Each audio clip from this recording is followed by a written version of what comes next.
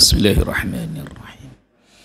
Assalamualaikum warahmatullahi wabarakatuh.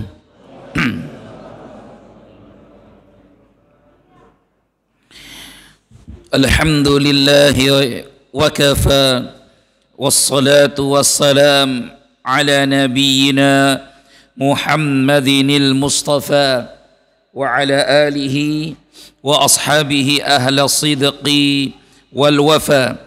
Asyhadu an la ilaha illallah wahdahu la syarika lah wa asyhadu anna Muhammadan abduhu wa rasuluhu la nabiyya wa la rasula ba'dah.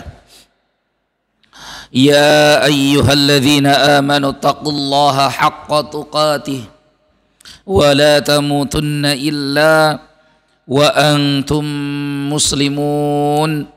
Amma ba'd. Hadirin hadirat kaum muslimin dan muslimat jamaah Masjid Miftahul Iman, semoga Allah subhanahu wa ta'ala golongkan kita semua termasuk hamba-hamba Allah yang beriman. Semoga Allah berkahi kita, semoga Allah terima amal ibadah kita, salat kita, dan semoga Allah ampunkan dosa-dosa kita semua, amin ya rabbal alamin. Segala pujian dan syukur hanya milik Allah Rabb semesta alam.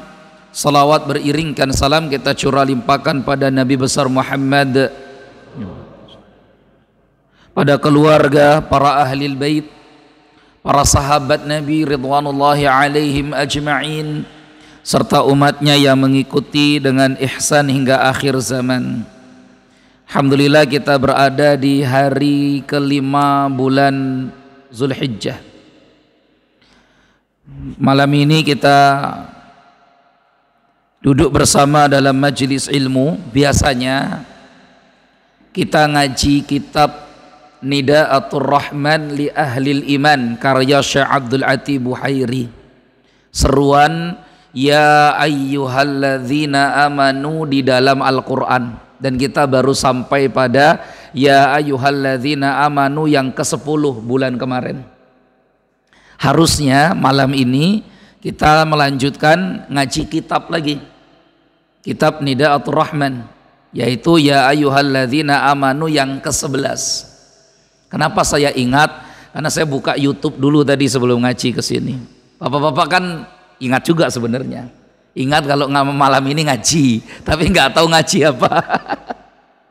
Tapi malam ini kita ndak ngaji kitab Nida'atul Rahman, ndak. Kita akan berbicara tentang semua hal yang bisa kita bahas tentang Zulhijjah. Tentu tidak hanya spesifik pada urusan kurban, tapi pada tema-tema yang lain tentang semua hal atau macam-macam polemik terkait bulan Zulhijjah. Karena kurban itu salah satu bagian saja dari bulan Zulhijjah. Jamaah sekalian yang dimuliakan Allah, pertama kita mulai dari firman Allah subhanahu wa ta'ala di dalam kitab Al-Quran surah Al-Fajr. Kita ambil dari kitab Al-Mu'tamad fil Fiqh Syafi'i, ya, kita ngaji dari kitab Al-Mu'tamad fil Fiqh Syafi'i di jilid yang kedua, karya Syekh Al-Ustadz Ad-Duktur Muhammad Az-Zuhaili, adik dari ulama besar Syekh Wahbah Zuhaili. Ya, jadi ini keluarga Zuhaili, ini keluarga para ulama. Ini beliau Muhammad Az-Zuhaili, kakaknya nulis juga kitab namanya Fiqih Al-Islami, ya, Syekh Wahbah Az-Zuhaili. Alhamdulillah dua-duanya saya punya kitabnya di rumah. Jadi kita ambil yang dari kitab Al-Mu'tamad fil Fiqh Syafi'i. Nah, jemaah sekalian yang dimuliakan Allah, kita mulai dari Quran surah Al-Fajr. Juz 30. Allah berfirman, wal fajr walayalin ashr, demi waktu fajar dan demi hari yang 10. Kalau kita buka penjelasan para ulama ahli tafsir seperti Imam Al-Qurtubi dalam kitab tafsir beliau Al-Jami' li Ahkamil Quran, atau Imam Ibnu Katsir dalam tafsirnya Al-Quranul Azim, dan ulama-ulama tafsir yang lain, Itu ketika menafsirkan ayat ini, para ulama ahli tafsir mengatakan ada dua pendapat. Jadi ada dua kubu para ulama terkait demi hari yang 10. Sebagian ulama mengatakan, di kelompok pertama mengatakan hari terbaik dalam setahun adalah 10 malam terakhir bulan suci Ramadan. Karena di malam terakhir 10 bulan suci Ramadan itu ada malam Lailatul Qadar. Maka apapun amal ibadah yang Bapak Ibu lakukan di malam 10 terakhir bulan Ramadan, ibadah itu tidak ada bandingannya. Zikir, baca Quran, sedekah, bayar zakat fitrah, membayar zakat mal, sholat tarawih, bahkan i'tikaf di 10 malam terakhir itu pahalanya mengalahkan amalan-amalan 1 tahun. Makanya bapak-bapak, ibu-ibu, kalau yang kita ngaji biasanya saya pesankan, kalau bayar zakat fitrah usahakan di 10 malam terakhir, jangan bayarkan di paginya, siangnya atau sorenya. Ya meskipun bayar pagi, siang, sore itu sah, tapi cari malam harinya. Sedekah pun cari malam harinya. Kenapa nyari malam? Karena malam hari itu ibadahnya, pahalanya tidak ada tandingannya. Malam, ya. Aduh, aku kemarin siang loh, ya terlambat, ngisuk lagi, berarti tahun depan. Nah, pendapat ulama ahli tafsir kedua, walayalin ashr, demi hari yang 10, maksudnya adalah 10 hari pertama bulan Zulhijjah siang harinya. Siang harinya. Berarti kita berada di hari-hari istimewa. Tadi hari kelima, besok hari ke-6, masih ada tersisa 5 hari lagi Bapak Ibu. Silakan 5 hari ke depan ini kita siapkan amal banyak-banyak. Apapun tuh amalannya. Karena Rasulullah Shallallahu Alaihi Wasallam tidak menyebut amalan tertentu, tidak pernah. Tapi Rasul katakan, ma min ayyamin, dalam hadis sahih riwayat Imam Muslim dari sahabat Ibnu Abbas radhiyallahu anhuma, Nabi bersabda, ma min ayyamin al-amalu salihu fihi ahabbu ila Allah min hadhil ayyam. Tidak ada satupun hari yang amalan-amalan soleh pada hari itu sangat dicintai oleh Allah Subhanahu wa taala, yakni al-ashru min Dzulhijjah, yaitu amalan 10 hari pertama bulan Zulhijjah. Qalu walal jihad ya Rasulullah. Rasul kemudian ditanya, bagaimana kalau dibandingkan dengan amalan jihad ya Rasulullah? Nabi mengatakan, walal jihad, jihad fisabilillah pun tidak bisa menandinginya. Illa rajulun kharaja binafsihi wa malihi falam yarji', kecuali kalau dia matinya mati syahid. Tuh berarti amalan-amalan di bulan Zulhijjah ini Bapak Ibu, silakan. Rasulullah tidak menyebut spesifik, tapi Nabi katakan al-amal, yang penting amalan-amalan kebaikan. Ya, nanti ini muter-muter ketabrak ini nih stand apa nih namanya jadi. Nah ada ya, yang penting amalan kebaikan apapun itu. Makanya silakan kita siang ini atau siang besok, siang lusa, silakan apapun itu. Yang ada di antara kita nih yang kuat puasa, silakan. Ada dari tanggal 1 sudah puasa. 1, 2, 3, 4, 5, 6, 7, 8, 9, ada yang sudah puasa. Ya meskipun Rasulullah tidak menjalankan puasa seperti itu, tapi itu boleh karena beberapa orang sahabat melakukannya. Artinya kalau sahabat beberapa melakukannya berarti itu boleh saja. Ya, karena bagi Nabi yang paling terpenting itu puasa di tanggal 9 Zulhijjahnya. Karena puasa di tanggal 9 Zulhijjah itu atau puasa Arafah menggugurkan dosa setahun yang lalu dan setahun yang akan datang. Hanya bapak-bapak ini terutama pengurus Masjid Miftahul Iman, ajak tuh besok masyarakat. Besok kan berarti hari Kamis nih, besok nih. Hari Kamis, sudah pengurus masjid. Jam 3 nanti bangunkan. Sahur, sahur, sahur. Apa ndak bangun kan warga kan gitu. Oh enggak bulan puasa kok malah kon sahur iki piye kan gitu ya. Oh enggak apa-apa. Kita ini mempopulerkan sunnah Nabi yang pahalanya luar biasa besar. Ya, menggugurkan dosa setahun yang lalu dan setahun yang akan datang. Diajak puasa sehari kok. Ramadan tuh sebulan kita bisa tembus gul. Masa yang sehari kita tidak bisa. Bismillah pokoknya, bangunkan. Sahur, sahur, sahur, sahur gitu. Bapak-bapak, ibu-ibu, mohon maaf kami bangunkan jam 3. Karena besok jatuh pada tanggal 9 Zulhijjah ada puasa Arafah.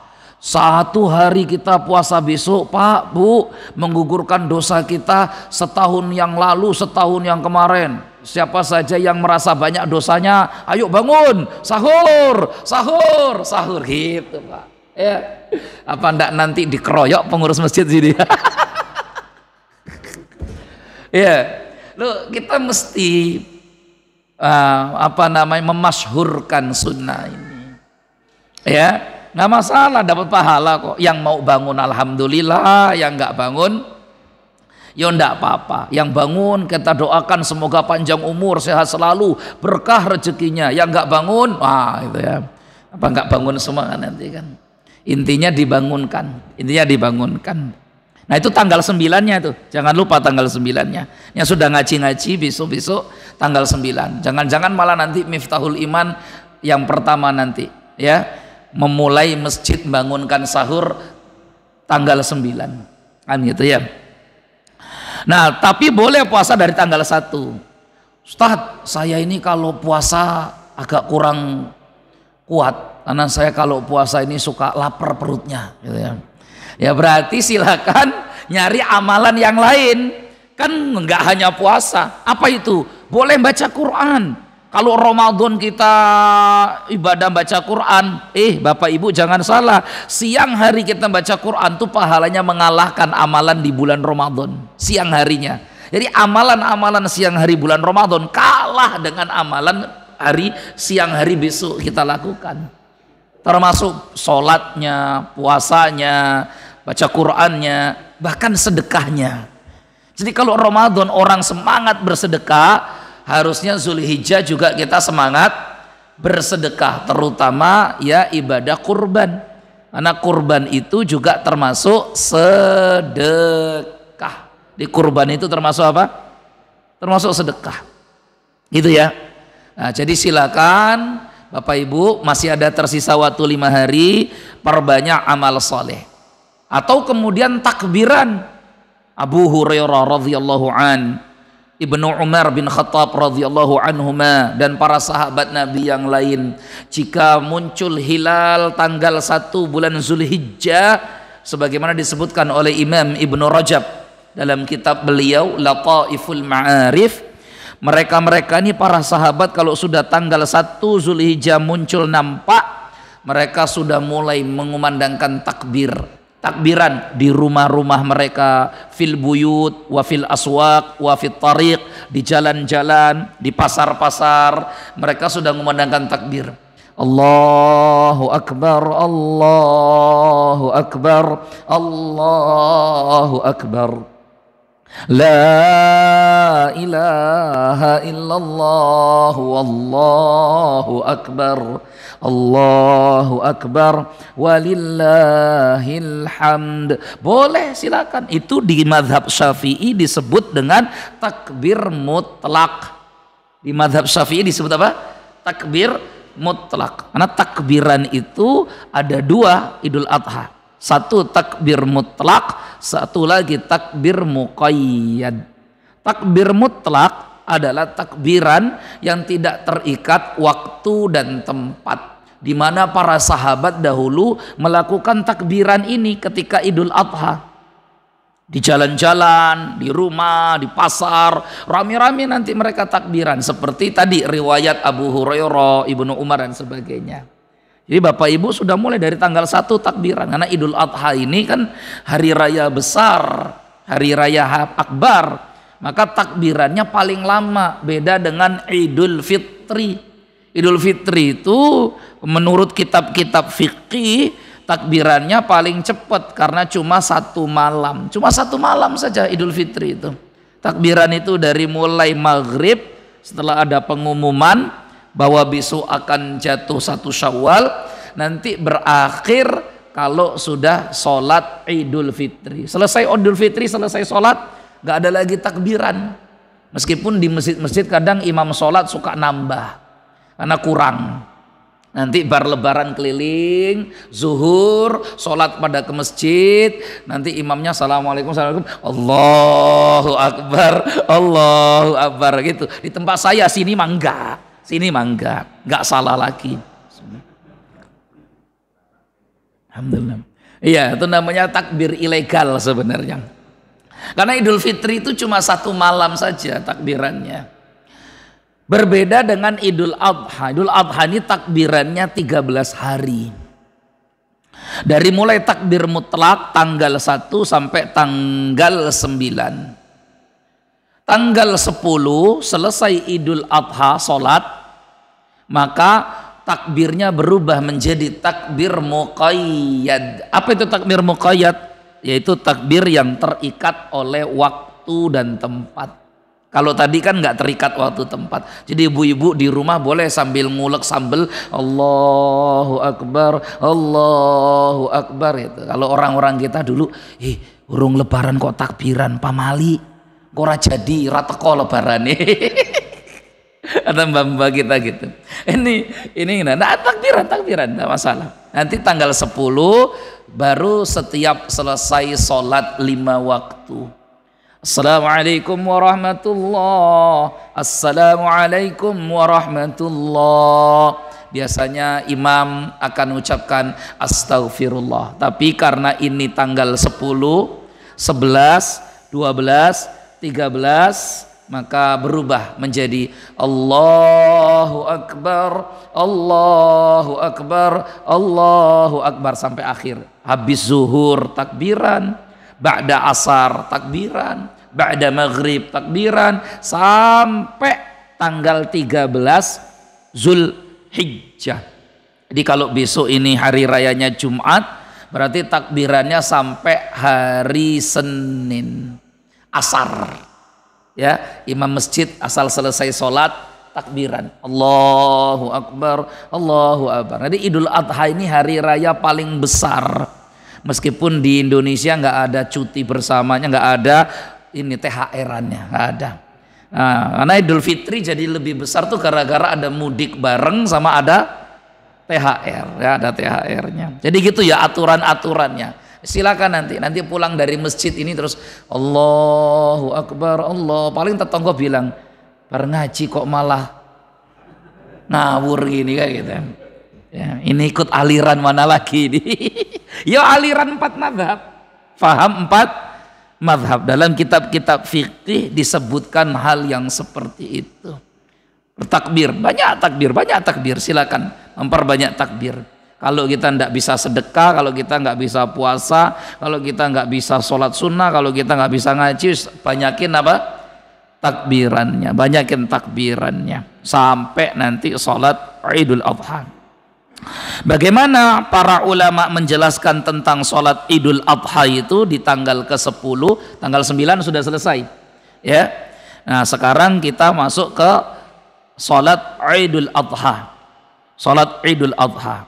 Yang pertama, sholat Idul Adha di zaman Nabi itu pernah ada sekali kejadian bahwa Idul Adha bertemu dengan hari Jumat, sama seperti kita besok ini. Ya, dalam hadis Ibu Abu Dawud, ya Sunan Abu Dawud, nanti ketemu kita hadis tentang itu.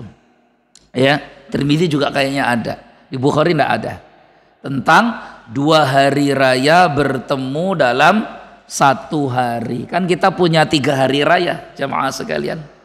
Pertama hari raya Idul Adha paling besar, kedua Idul Fitri, yang ketiga Jumat. Nah besok ini ya ada hari Jumat bertemu dengan hari raya Idul Adha, dan Rasulullah pernah sekali ketemu yang seperti ini. Ya, pernah sekali.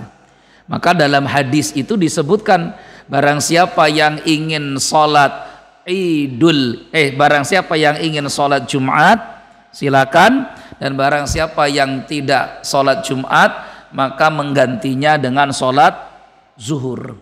Hadis ini kemudian memunculkan dua perbedaan pendapat ya di kalangan ulama. Ada yang mengatakan tiga itu gugur semuanya. Ya, ini mah pendapat yang lemah, tapi yang dua ini yang kuat. Karena yang pendapat ketiga itu gugur semua, enggak Jumatan dan enggak hari raya, malah ngaco lagi kalau digugur semua ya. Gitu. Ternyata gugur semua itu malah yang paling banyak diikuti orang Indonesia, Pak. Karena orang Indonesia itu Lebaran ya enggak sholat, Jumatan ya enggak sholat, jadi gugur semua ternyata. Karena survei membuktikan 60% lebih orang Indonesia itu enggak sholat. Makanya kalau Jumatan bertemu dengan Idul Adha bagaimana? Oh ternyata Lebaran ya enggak sholat, Jumatan enggak sholat. Itu pendapat kebanyakan orang Indonesia. Wong dasarnya memang orang sholat. Ya, nah kita yang dua tadi.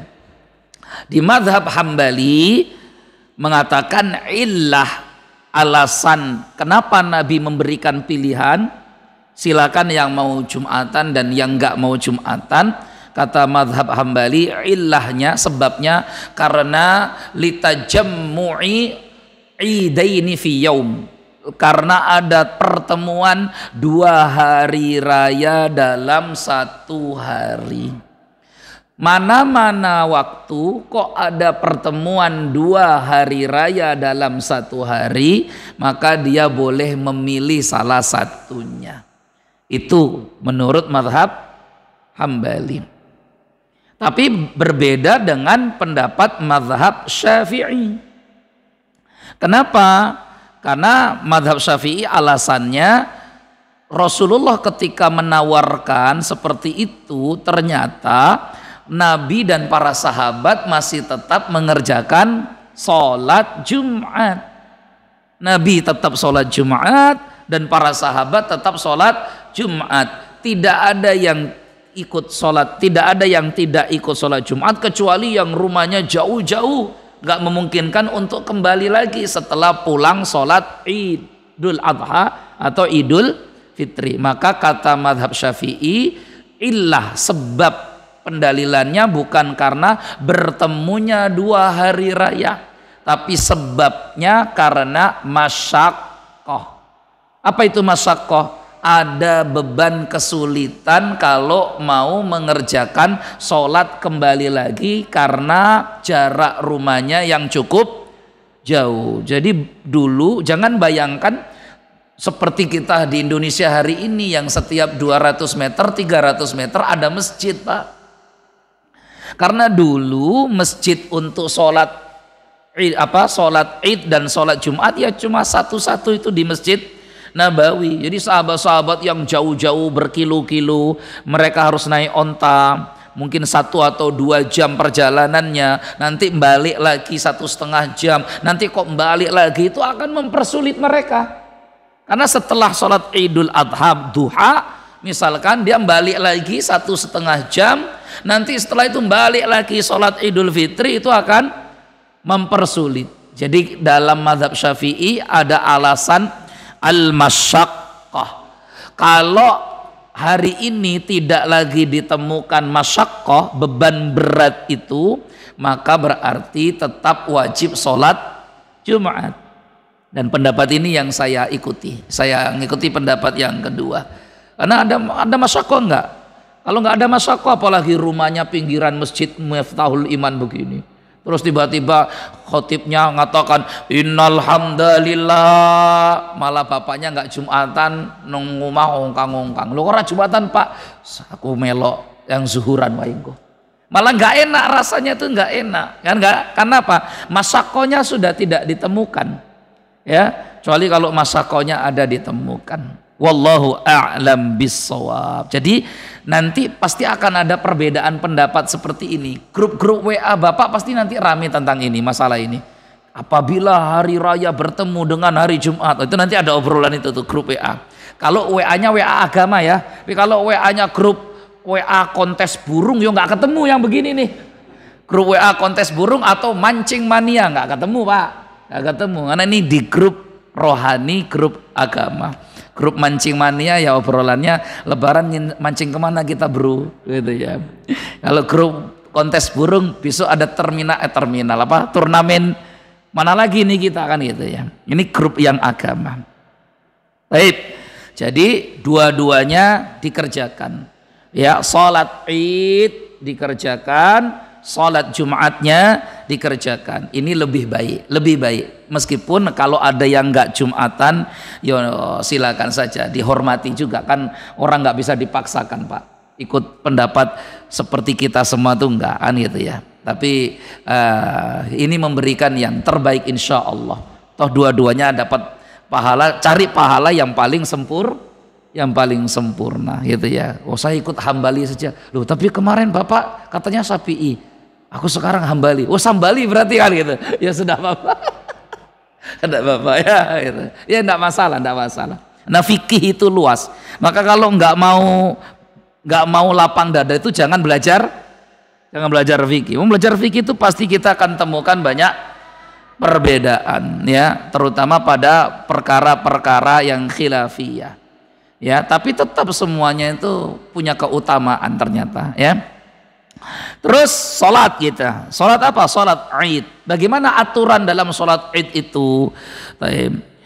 Dhahaba jumhuru ahli ilm, maka mayoritas para ulama ahli ilmu minal madzahib al-arba'ah, daripada 4 mazhab yang diakui ahli sunnah, mazhab Hanafi, mazhab Maliki, mazhab Syafi'i, mazhab Hambali, wa ghairihim, bahkan ulama-ulama yang tidak bermazhab, wa ghairihim, bahkan ulama yang tidak bermazhab, ila annahu yakhtubu fil id bi khutbataini, bahwa aturan khutbah hari raya itu sebanyak 2 kali khutbah.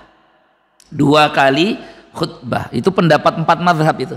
Mau mazhab Hanafi, Bapak buka kitab-kitabnya, ya 2 kali khutbah hari raya.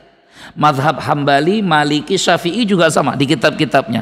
Di kitab ini yo, apalagi kitab ini kitab mazhab Syafi'i, ya pasti 2 kali khutbah. Gitu ya.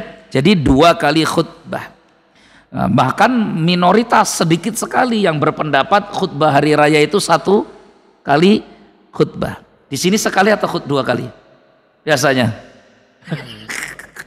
Ada yang sekali, ada 2 kali. Makanya saya selalu tanya. Kan saya tanya kemarin, kita Miftahul Iman, saya kan jadwalnya di sini. Maka karena saya jadwal di sini, saya punya tanggung jawab untuk menyampaikan. Semua ulama sepakat bahwa khutbah sekali itu sah. Khutbah sekali itu apa? Sah. Nggak ada perbedaan. Nggak ada yang mengatakan bahwa khutbah sekali itu nggak sah. Nggak. Khutbah sekali itu sah. Semua ulama. Ya. Tetapi para ulama 4 mazhab tadi, mau dibuka di kitab manapun silakan dicek Pak. Ya. Mengatakan bahwa khutbah Id itu 2 kali. Mau mazhab Hanafi, Syafi'i, Maliki, Hambali 2 kali. Ya. Bahkan termasuk ulama-ulama Saudi, misalkan yang konon katanya tak bermadhab, ya, misalkan gitu. Mereka apa tarjih, mazhabnya mazhab tarjih, mengambil pendapat-pendapat mana yang roji. Itu saya baca itu, apa pendapat-pendapat ulama di Saudi tarjih. Seperti Syekh bin Baz, Syekh Utsaimin, itu mengatakan, malah Syekh bin Baz, Syekh Utsaimin mengatakan bahwa ya sekalipun dalam hadis sunnah itu difahami bahwa Nabi itu khutbahnya sekali, begitu kata mereka, tetapi di kitab-kitab para ulama ahli fikih 4 mazhab dikatakan bahwa khutbah itu dua kali. Makanya mereka juga anjurkan khutbah itu 2 kali, ya, 2 kali. Jadi khutbahnya sama, iya, yufassalu bainahuma bijulusin, kata para ulama 4 mazhab, maka dipisahkan antara 2 khutbah itu dengan duduk. Ustadz, kalau sholatnya di lapangan gimana? Wong nggak ada kursinya di lapangan itu. Suka begitu kan ya? Nah, di lapangan karena cuma dikasih mimbar, nggak dikasih kursi. Maka dalam mazhab Hanafi, saya baca di dalam fikih mazhab Arba'ah Imam Al-Jaziri, ya, fikih mazhab Arba'ah di mazhab Hanafi, di sana dikatakan ya tidak harus duduk, yang penting ada pemisah. Jadi kalau tidak ada kursinya berarti ikut mengambil mazhab Hanafi. Selalu ada ketemu celahnya. Karena di mazhab Hanafi tidak harus duduk, yang penting ada pisah. Kalau di Syafi'i Hambali ya duduk, itu ciri ada 2 khutbah, maka disediakan kursi, gitu ya. Maka Imam Syafi'i mengatakan, Imam Malik dulu.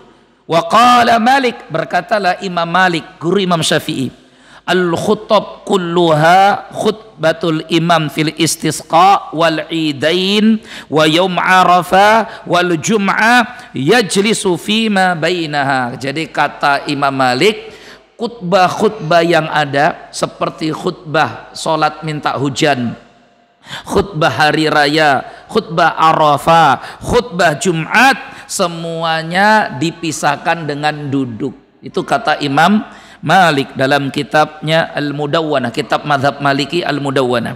Imam Syafi'i katakan dalam kitab Al-Um, wa qala Syafi'i fil beliau bawakan hadis malah, ya, dari Ubaidillah bin Abdullah bin Utbah qala as-sunnah an yakhtubal imamu fil idaini khutbataini yufassilu bainahuma bijulusin. Kata Imam Syafi'i, yang sunnah adalah khutbah hari raya itu 2 kali, di mana di antara 2 khutbah itu ada jeda duduk seperti sholat Jumat atau seperti khutbah Jumat. Ini disebutkan dalam kitab Al-Um. Ya. Begitu pula dalam mazhab Hambali dan sebagainya, ya. Jadi semua mazhab 4 hampir sepakat, ya. Hampir sepakat bahwa yang namanya khutbah Id itu 2 kali khutbah. Jadi insyaallah besok kita 2 kali khutbah, ya, 2 kali khutbah. Biasanya sekali ya. Ya enggak apa-apa. Sekali juga sah. Tapi 2 kali itu lebih baik, karena itu pendapat 4 mazhab, Hanafi, Maliki, Syafi'i, Hambali, ya, semua 4 mazhab tadi katakan khutbah itu dua kali, ya, 2 kali. Nah, setelah khutbah selesai semua ikut sholat, perempuan juga ikut sholat, anak-anak ikut sholat, termasuk yang haid ikut hadir sholat, jangan ikut sholat, ikut hadir sholat. Tapi yang haid agak di luar bukan juga agak di luar, karena kita sholatnya di masjid, ya, sholatnya di masjid. Berarti yang haid kalau mau ikut di luar, siapkan tempat duduk supaya ikut mendengarkan khutbah dan nasihat. Karena Rasulullah SAW perintahkan para sahabat untuk mengajak serta, ya, istrinya, anak perempuannya, baik yang suci ataupun yang haid, ya, untuk mendengarkan khutbah, begitu sunnahnya. Ya, meskipun nggak dengarkan khutbah juga ya boleh saja, tetap hari raya kan gitu ya, tapi mendengarkan khutbah itu jauh lebih baik. Nah, setelah khutbah selesai, sebelum sholat mandi besar dulu, ya, sebelum sholat mandi besar dulu. Bapak Ibu mandi besar sebelum ikut sholat hari raya, karena setiap hari raya itu pasti ada mandi besarnya. Jumat mau Jumatan Anda mandi besarnya, Idul Fitri mau sholat Idul Fitri ada mandi besarnya, Idul Adha ada mandi besarnya. Sunnah hukumnya jangan makan terlebih dahulu. Sunnah hukumnya jangan makan terlebih dahulu, sebagaimana Rasulullah SAW tidak makan sebelum Idul Adha, gitu ya. Dan Nabi makan dari kurbannya, karena dulu kurbannya gampang, nggak seperti kita. Kalau kita makan kurbannya malah nanti jam maghrib karena kurbannya dipotong baru selesai asar, ya. Kalau kita ikut hadis itu malah teler semua kita. Karena Nabi Muhammad tuh tidak makan sebelum Idul Adha dan makan dari hewan kurbannya, karena motong kurbannya cepat, selesai dipotong, motong sendiri, nggak pakai panitia, motong sendiri langsung dimasak. Kalau kita kan nggak, panitianya malah belum siap-siap, Kapan makan kurbannya? Nanti maghrib, teler semua kita. Jadi intinya yang penting ada sunnah tidak makan terlebih dahulu, tapi bukan puasa. Masyarakat kita ini menganggapnya puasa. Gak ada ceritanya puasa kok cuma 2 jam, itu gak ada, Pak. Ya, itu namanya puasa godong pring, isu-isu nyunggi piring. Ya, jadi di masyarakat kita ada bahasa sunnah puasa sebelum sholat Idul Adha, bukan puasa. Sunnah tidak makan. Bahasanya apa? Tidak makan. Sunnah tidak makan. Kalau minum boleh. Minum boleh, tidak makan. Sunnahnya tidak makan. Gitu ya. Bukan sunnah puasa. Jadi bahasanya itu beda antara sunnah puasa dengan sunnah tidak makan. Jadi yang tidak boleh itu bukan yang tidak boleh, yang dianjurkan tidak makan, bukan puasa, bukan. Karena puasa tidak boleh di hari itu, puasa nggak boleh, ya, tidak boleh puasa di situ. Wallahu alam bisawab. Dari rumah takbiran, baru setelah selesai potong hewan kurban, al-udhiyah. Apa hukum udhiyah? Fal udhiyatu sunnatun muakkadatun wa syi'arun dhahirun yanbaghi lil muslimil qadir al muhafadzatu 'alaiha. Jadi dalam mazhab Syafi'i dikatakan berkurban itu sunnah muakkadah, sunnah yang sangat dianjurkan. Syi'arun dhahirun, ini syiar Islam yang nyata. Yanbaghi lil muslim al qadir al muhafadzah 'alaiha, seyogyanya bagi seorang muslim yang punya kemampuan untuk selalu menjaga amal ibadah ini. Maksudnya kurban itu jangan sekali seumur hidup, jangan, tapi muhafadzah. Karena kan Allah kasih kita nikmat rezeki setiap tahun. Bagi yang punya kemampuan maka berkurban. Jangan terus diajak kurban, aku tahun wingi wis. Kapan? Tahun winganani. Oh, tahun winganani ini ternyata 15 tahun yang lalu. Ya, atau 10 tahun yang lalu, ya. Atau kemarin pas nyalek, sekarang nggak kurban lagi, wong nyaleki gagal. Gitu. Mana ada kurban alasannya caleg dan sebagainya. Jadi kurban itu sunnatun muakkadatun. Wa tadhiyatu sunnatun 'alal kifayati fi haqqi ahlil baitil wahid. Dan yang namanya kurban adalah sunnah kifayah, ya, dalam satu keluarga. Jadi maksudnya sunnah kifayah itu kalau satu keluarga ada yang sudah berkurban, berarti pahalanya sudah cukup untuk satu keluarga itu. Tidak berkewajiban atau tidak harus satu keluarga semuanya kurban. Ya, jadi tidak apa-apa. Oh, bapak kurban satu bagian sapi. Bismillah ya Allah, aku kurban satu bagian sapi. Mumpung belum dipotong nih sapinya, perbaiki niatnya sekarang. Pahalanya untukku dan seluruh keluargaku. Begitu maksudnya. Pahalanya untukku dan untuk seluruh keluargaku. Ya, anakku 3 orang, istriku 2 orang, misalkan gitu. Kalau pas istrinya 2, kalau istrinya 1 yo 1, misalkan gitu. Ini ajak tempur kayaknya pengajian kita malam ini. Ya, kan gitu. Mak, bapak, masuk. Mak, bapak. Besok lagi istrinya boleh kurban supaya keluarga istrinya juga dapat pahala. Ya, Dik, nih Dik, tahun kemarin kan Kang Mas yang sudah kurban. Nah, sekarang Dik Mas lah yang kurban. Nggih Kang Mas, kan gitu ya. Ya malah zamannya Brahma Kumbara ini malah.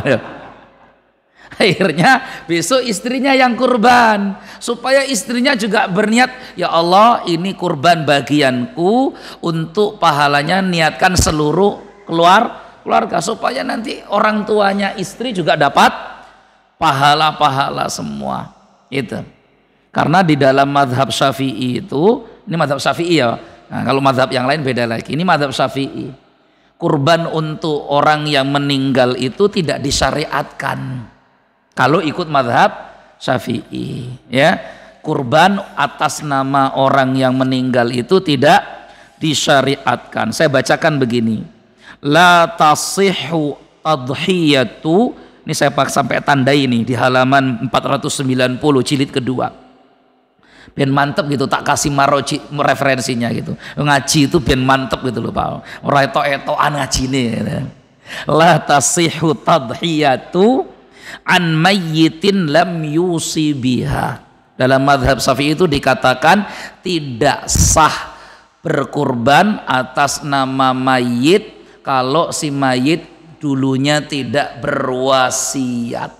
Jadi harus ada syarat apa? Wasiat. Itu kalau Syafi'i. Kalau Hambali boleh. Hambali boleh karena mazhab Hambali itu semua bentuk ibadah untuk si mayit kalau diniatkan untuk mayit pahalanya nyampe. Itu Hambali. Ya, sampai sholat sekalipun, sholat pun nyampe. Maka di mazhab Hambali itu kalau sholat, nyolatkan bapaknya, anak sholat, terus ditanya, ke sholat opo? Aku nyolatkan untuk bapakku. Itu nyampe kalau di Hambali Pak. Ya, Hambali gitu. Oh, Syafi'i itu malah enggak. Cuma sekarang belakangan malah kebalik. Yang Hambali enggak pada ngirimkan pahala, yang Syafi'i getol ngirimkan pahala. Malah kebalik-balik sekarang ini Pak. Iya, itu bedanya. Jadi kurban atas nama mayit itu boleh dan sampai itu menurut mazhab Hambali. Maka pengurus masjid di sini itu kalau urusan kurban ikut Hambali. Pak, aku mau kurban untuk bapakku yang sudah meninggal. Kira-kira bisa nggak Pak? Oh iso Pak, gini Pak. Sapi kan Pak, yuk sapi kan gitu.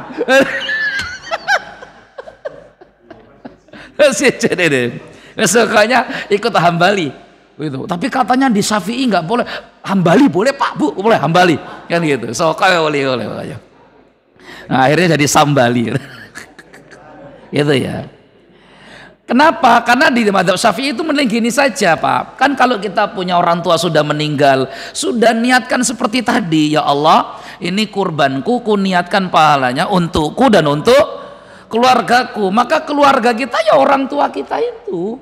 Karena wal auladu min kasbikum, anakmu itu hasil jeripayah amal solehmu. Maka setiap amal soleh anak itu langsung masuk rekening transferan bapaknya. Jadi masuk rekening bapaknya itu, insya Allah Pak. Kalau anaknya soleh, para anak dosa ini anaknya oleh bejat ini masuk, takutnya dosanya juga masuk rekening bapaknya, itu masalahnya. Anak-anak aku kita latih nyopet yo aku li ngelatih. Acah ini kalau ada begitu. Astagfirullah. Gitu ya. Gitu. Tapi ya boleh. Kalau saya ya wis nggak apa-apa. Ada yang mau korban atas nama orang tua. Kayak tadi ada yang ke rumah, ibu-ibu. Tuh karena ibu-ibu ini bingung. Dia nengok YouTube malah bingung katanya. Ya, aku tadi nengok YouTube loh. Emang kenapa Bu Haji? Ke rumah tadi siang. Katanya korban untuk orang meninggal nggak boleh itu di YouTube itu katanya Pak Ustadz. Gimana ini? Ya kalau mau Syafi'i memang nggak bisa, tapi kalau mazhab Hambali yang lain boleh. Jadi terus gimana? Ya udah, terserah ibu mau pilih yang mana. Mau yang ikut yang di mazhab Syafi'i atau yang Hambali. Nah, terus yang kalau bisa gimana? Kalau bisa gini, ibu kan yang mau korban Bu Haji, ya sudah Bu Haji korban. Ya Allah, ini korbanku, ku niatkan pahalanya untukku dan untuk keluarga. Maka almarhum suami Bu Haji pun insya Allah dapat di sana. Oh ya sudahlah yang itu aja kan itu. Ya saya nak akan Bapak. Yang penting korbannya jangan dibatalkan, itu masalahnya. Ya, karena kan lumayan bagi-bagi dagingnya Pak, itu yang penting. Gimana pokoknya panitia tuh nego lah, pokoknya jangan sampai batal itu. Fleksibel, pokoknya fleksibel. Silakan. Nah, kurban itu secara hukum sunnah, tapi bukan berarti di Syafi'i nggak ada perbedaannya. Nah di sini ditambahkan waqila, ada pendapat terbaru di mazhab Syafi'i. Waqila, qila itu artinya ada juga pendapat, tapi ini lemah, makanya pakai sighat tamrid. Qila artinya dikatakan. Dikatakan itu artinya kalau dalam bahasa itu pendapatnya itu nggak kuat, tapi ada di mazhab Syafi'i. Tasihu tadhiyatu anil mayyit wa illam yusi biha. Nah ini di mazhab Syafi'i belakangan, mungkin karena melihat antusiasnya banyak, dagingnya lumayan. Jadi kalau di belakangan ini boleh meskipun tidak wasiat. Tapi pendapat Syafi'iyah mu'tamad yang jadi pegangan tuh yang tidak boleh, yang tidak Boleh. Jadi di antara pendapat madhab Syafi'i yang pengikutnya sekarang berseberangan itu urusan kurban, ya gitu. Terutama panitianya. Terutama apa? Panitianya. Ya, sendak popo. Ya. Baik. Secara hukum kurban itu sunnatun muakkadah, tetapi bisa menjadi wajib. Bisa jadi apa? Wajib. Saya bacakan ini di halaman 484. Yufarraqu fi dzalika bainal udhiyatil mutatawwu' biha wa bainal udhiyatil muayyanati awil mandzurah. Ada beda antara kurban yang sunnah dan kurban yang wajib. Kurban yang wajib itu dua sebabnya. Satu ada ta'yin, penetapan. Yang kedua ada nazar. Maka semua yang dinazarkan hukum kurbannya wajib. Semua yang dinazarkan.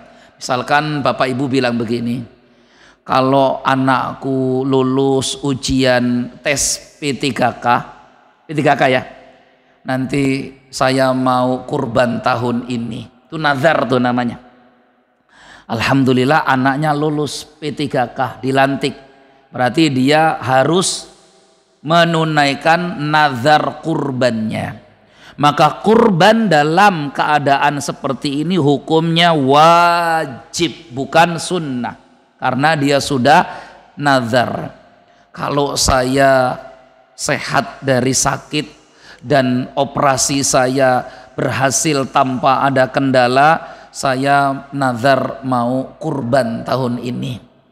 Kambing atau sapi misalkan, maka sehatlah dia, operasinya berhasil tuntas, berarti kurbannya hukumnya apa? Wajib. Itu alasan pertama. Yang kedua karena ta'yin. Ta'yin itu begini, ya. Ta'yin itu seperti ucapan, ya, ucapan bahwa ini ada beberapa hewan ternak yang dia miliki, ya, ada beberapa hewan ternak yang dia miliki. Terus dia bilang begini, dia punya kambing 20 ekor, dia punya sapi 15 ekor misalkan gitu. Terus dia bilang begini, hadhihi udhiyati, ya, yang hewan yang ini kambing yang saya kurbankan nanti. Oh, yang ini sapi ini yang saya korbankan nanti, ya.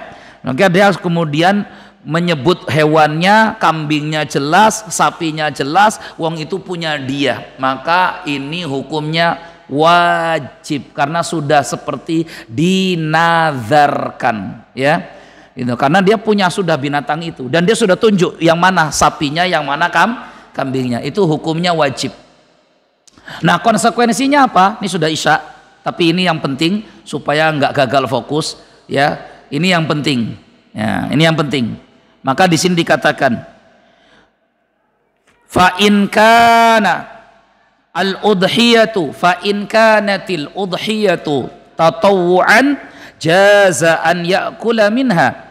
Barang siapa yang berkurban sunnah, kurban sunnah itu seperti kebanyakan kita hari ini. Kalau ditanya mau kurban enggak? Insya Allah, nantilah kalau ada rezeki insya Allah. Itu namanya kurban sunnah itu. Dia sendiri nggak tahu hewannya yang mana, sapinya mana, kambingnya mana, duitnya pun belum ada. Tapi ya insya Allah dia pingin itu. Itu namanya kurban sunnah begitu.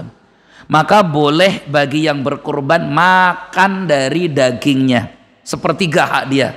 Hak dia sepertiga, gitu ya. Di sini sepertiga juga ya dapatnya. Ya, sepertiga. Qiyasan 'alal hadis. Walakin yustahabu an ya'kul minha. Itu ya. Terus di sini katakan wa in kanatil udhiyatu nadzaran. Tapi kalau kurbannya kurban nazar yang wajib, ya, fala yajuzul aklu minha. Tidak boleh hewan kurbannya dimakan. Enggak boleh. Jadi kalau Bapak Ibu nazar kurban, maka hewan kurban yang dinazarkan tadi tidak boleh makan karena ini wajib. Walau akala fi hadhil halati wajib alaihi dhaman. Kata Imam Nawawi dalam Minhaj, kata Imam Syirbini dalam Al-Minhaj, Imam Nawawi dalam Majmu' Syarhul Muhadzab, dalam mazhab Syafi'i katakan walau akala fi hadhil halah, seandainya orang yang berkurban wajib tadi, kurban karena nazar, kok makan daging kurbannya, wajib alaihi dhaman, maka dia wajib untuk membayarnya, menggantinya. Wala yajibu alaihi iraqatud dam, tapi tidak wajib menyembelih hewan lagi, ya. Wa innama yaghrimu qimatal lahm, tetapi dia cukup mengganti sebanyak daging yang dia ambil. Wa yatasaddaq bihi, kemudian dia sedekahkan ya senilai daging itu. Misalkan dia nazar kok tiba-tiba dapat sepertiga dimakan itu, ya, maka wajib dia membayar yang daging dapat sepertiga itu. Kalau belum dimakan ya dikembalikan lagi. Kalau sudah terlanjur kemakan harus dibayar supaya dia dapat pahala kurbannya. Wallahu a'lam. Gitu ya Pak ya. Yang nazar loh ya, ini yang nazar. Aduh aku terlanjur nazar ya Pak Ustadz. Ya wis, kalau terlanjur nazar ya wis itu. Jangan berharap dan jangan dijual bagian-bagian dari kurban itu, nggak boleh, karena Rasul melarangnya. Kulitnya, kakinya, tanduknya, apanya nggak boleh dijual.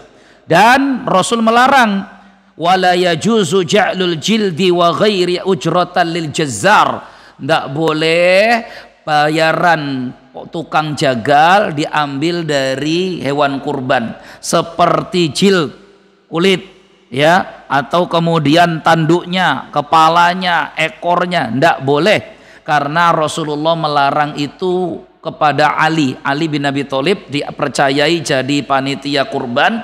Maka Ali bin Abi Thalib mengatakan, ya amaroni an la u'tiyal jazzar minha syai'a, Nabi memerintahkanku jangan kasih bayaran tukang jagal dari hewan kurbannya, nggak boleh. Wa kunna nu'tihi min indina, kami bayar tukang jagal itu murni dari uang.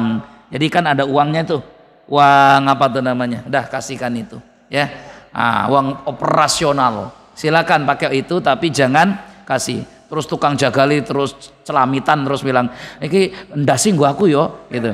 Maka jawab, ndasmu. Allah taala alam bisawab. Nah ya, ndas itu 9 kilo. Ya, ndas 9 kilo. Candaan saja Pak tadi. Ya, subhanakallahumma bihamdika asyhadu an la ilaha illa anta astaghfiruka wa atubu ilaik. Akhirul kalam, assalamualaikum warahmatullahi wabarakatuh.